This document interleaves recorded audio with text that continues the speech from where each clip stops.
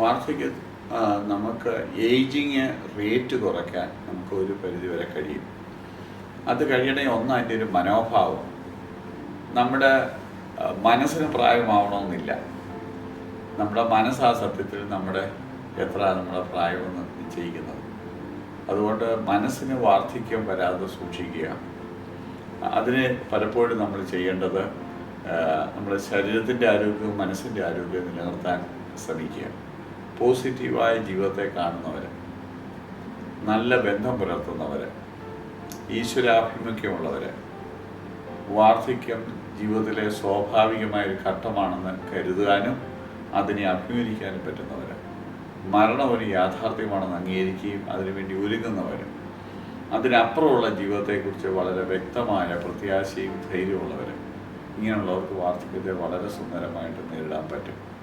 അവർ ആ പ്രായം വളരെ മനസ്സൊരുക്കത്തോടെ കൂടെ നേരിടാൻ പറ്റും.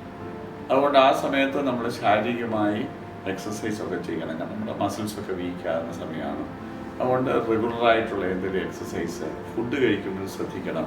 നമ്മുടെ ആരോഗ്യം അതിൻ്റെ അവസ്ഥയൊക്കെ മനസ്സിലാക്കി ഹെൽത്തി ആയിട്ടുള്ള ഡയറ്റ് നോക്കാൻ ശ്രമിക്കണം. വാരി വലിച്ച് കഴിക്കുന്നതും ഒട്ടും കഴിക്കാതിരിക്കുന്നതും ഒന്നും നല്ലതല്ല. പ്രത്യേകിച്ച് നമ്മുടെ രോഗാവസ്ഥ മനസ്സിലാക്കി അതിൻ്റെ പ്രൊഫഷണലായിട്ട് പറയുന്നുണ്ട്, സയൻറ്റിഫിക്കായിട്ട് തരുന്ന ഫീഡ്ബാക്കുകൾ മനസ്സിലാക്കി നമ്മുടെ ഫുഡൊക്കെ ക്രമീകരിക്കണം. കാരണം അല്ലെങ്കിൽ നമ്മൾ പല രോഗങ്ങൾക്കും പെട്ടെന്ന് അടിമയാകും.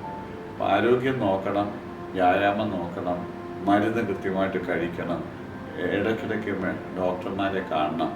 പ്രത്യേകിച്ച് കണ്ണിന് കാഴ്ചക്കുറവ്, ചെവിക്ക് കേൾവിക്കുറവ്, കാലിന് ശേഷിക്കുറവ്, ഇതൊക്കെ ഉള്ളത് കൊണ്ട് നമ്മൾ ആ സമയത്ത് വീഴ്ച, മറ്റ് പ്രശ്നങ്ങളൊന്നും ഉണ്ടാകാതെ നമ്മളെ തന്നെ സൂക്ഷിക്കണം. വാതമൊക്കെ ഈ പ്രായത്തിലൊരു സ്വാഭാവികമായ രോഗങ്ങളാണ്. ഇതൊക്കെ നമ്മൾ പല്ലിന് ഉള്ള ശക്തി കുറയും. അതുകൊണ്ട് ചിലപ്പം ചവച്ച് കഴിക്കാനുള്ള ബുദ്ധിമുട്ടൊക്കെ വരും.